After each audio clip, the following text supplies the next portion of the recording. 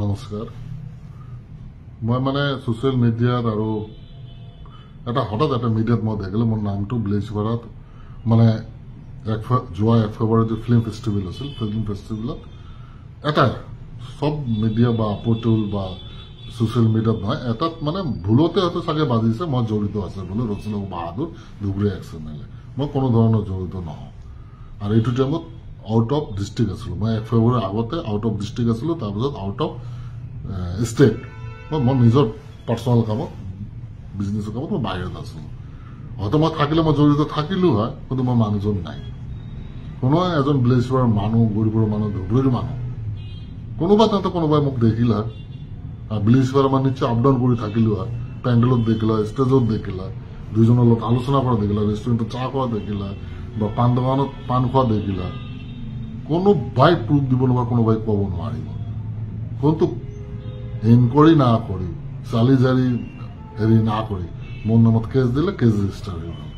মই বোলে জড়িত আছিলো মই যুৱন সমাজত জড়িত আছিলো হিন্দী ফিল্ম 11.18 আছিলো কোনো ধৰণৰ দুৰ্নীতি কৰাপশ্যন কোনো চেক বাউন্স একো নাই ৰাইজে যুৱন সমাজ চাইছে 18.11 চাইছে কোনো ধৰণৰ বম্বেৰ পৰা আনিছিলো আমি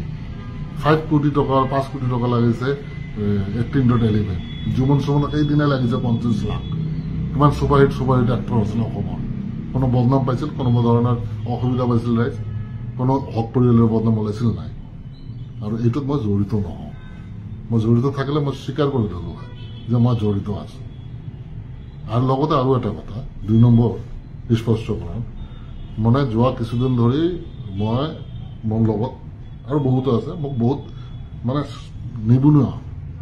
নিবনুৱা মানে আনএমপ্লয়মেণ্ট এডুকেশন শিক্ষিত থাকা ল'ৰাবিলাকে বিজনেছ কৰি আছে বিজনেছ মানে আমাৰ গোলগঞ্জত এক্সপৰ্ট ইম্পৰ্ট আছে যে সোণাহাট লক্ষীমাৰী সোণাহাটত কয়লাৰ ব্যৱস্থা আছে পাথৰৰ ব্যৱস্থা আছে বিভিন্ন ধৰণৰ ব্যৱস্থা আছে তাতে কৰি আছে তাতে এই মহন্ত এণ্ড হিজ গ্ৰুপ দালাল গ্ৰুপটো হাপ্তা লাগে কয়লাৰ গাড়ীৰ পৰা 25,000 আৰু পাথৰৰ গাড়ীৰ পৰা 10,000 তাৰ লগতে FCR চাউল যে আছে FCR বগা চাউল এই চাউলটো মাহত এবাৰ আহে এই চাউলটো বিভিন্ন সোসাইটিৰ কন্ট্ৰলত ডিস্ট্ৰিবিউট হয় এই চাউলটো কৰে কি মাহৰ লাষ্টত 2 বাৰ বাংলাদেশ যায় নীলুৱা চুকচৰা এইফালে দি বাংলাদেশ যায় এই গ্ৰুপটো বয়লাৰৰ মুৰ্গীৰ পৰা পইচা লয় এই গ্ৰুপটো মৰ গাড়ীৰ পৰা পইচা লয় এই গ্ৰুপটো কয়লাৰ গাড়ীৰ পৰা পইচা লয় এই দালাল গ্ৰুপটো মহন্তেজ গ্ৰুপ দালাল গ্ৰুপটো কয়লাৰ পৰা পইচা লয় পাথৰ গাড়ীৰ পৰা পইচা লয় এই FCR চাউল বাংলাদেশ বিভিন্ন ধৰণৰ যে অকৰ্ম আছে সমাজৰ অকৰ্ম আছে দুৰ্নীতি আছে দাদাগিৰি কাৰ নামত CM বাইদেউৰ নামত CM এৰ নামত আৰু আমাৰ ধুবুৰী ডিস্ট্ৰিক্ট BJPৰ নামত বিশ্ব হিন্দু পৰিষদৰ নামত তাৰপিছত বজৰং দলৰ নামত এওঁলোকৰ নাম লৈ এওঁলোকৰ নাম বিক্ৰী কৰি মহন্ত হিজ দালাল গ্ৰুপটোৱে আজি যোৱা 4-5 বছৰৰ পৰা এই সিন্ডিকেটটো চলে কোটি কোটি টকা লুটি আছে ৰাইজ অশান্তি পাইছে যাৰ কাৰণে মোক অভিযোগ দিছে এইটো আমি প্ৰতিবাদ কৰাৰ কাৰণে এওঁলোকে এটা মোকা লৈ আছে যিহেতু এডমিনিষ্ট্ৰেশ্যন আছে এডমিনিষ্ট্ৰেশ্যনে এওঁলোকৰ ওপৰত চকু দিয়াৰ লগে লগে এওঁতৰ মানে বিজনেছটোৰ ফালে চকু দিয়াৰ লগে সিন্ডিকেটৰ এই দালালি চকু দিয়াৰ কাৰণে ইহঁতে কৰিলে কি প্লান এটা বনাই মোক ফচাৰ কাৰণে উত্তম প্ৰধানে দিছে যে গোলগঞ্জৰ আলফা আছিল চালফা আমাৰ একেটা 2003 কাম কৰিছিল 400 টকা হাজিৰা মাহে 12,000 টকা 15,000 টকা আমি দিছিলো উত্তম প্ৰধানে আমি দিছিলো মোৰ লগত ভাল ৰাস্তা ঘাটত দেখালে হাই হেল্ল' হয় কিন্তু ফোনত কথা হোৱা নাই এই গৰিব থানাত এটা ইজাহাৰ দিলে যে মই ইয়াক ফোন কৰি ধমকি দিছিলো যে মান্থলি 1 লাখ টকা দিব লাগিব আৰু নহলে তোমাক মই হত্যা কৰিম প্ৰাণে মানা ধমকি দিছো তো নিশ্চয় ৰেকৰ্ডিং আছে মই যেতিয়া ফোন কৰি ধমকি দিছো ৰেকৰ্ডিং আছে তো ৰেকৰ্ডিংটো পাব্লিকৰ মাজত বজাই দিয়ক তাৰপিছতে ইজাহাৰ দিছে কেছ ৰেজিষ্টাৰ হৈছে মই যিটো পানিছমেণ্ট মই মানি লওঁ